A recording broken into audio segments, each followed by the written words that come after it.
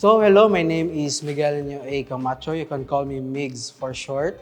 In this city helps me to become one of the artists because Davao City has a lot of cultural and magagandang festivals, no? Magagandang colorful sa festivals. So parang na-corporate ko siya in a way sa pagiging artist ko. As a video editor, and ang ginamit ko pa noon as my editor, so editing software was Windows Media editing software yata. So yun yung first ko na editing software. And then later on, na-inspired ako na magawa ng videos. So I tried different videos like vlogs, short films, documentary films. Doon talaga ako na parang wow, maganda pala to na like passion or work sa akin. So, doon talaga ako nagsimula sa junior high. And then, my friends inspired me, motivated me to become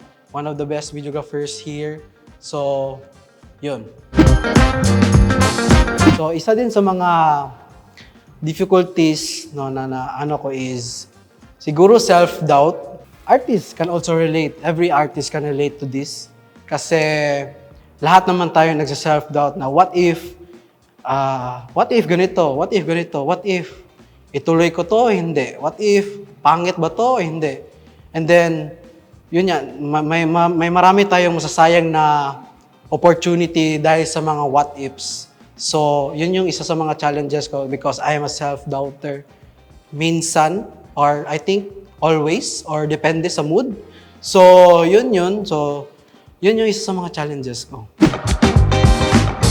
Marami akong mga plans, pero siguro ang i-mention ko lang is siguro to seek inspiration to my co-artist, collab, co-artist.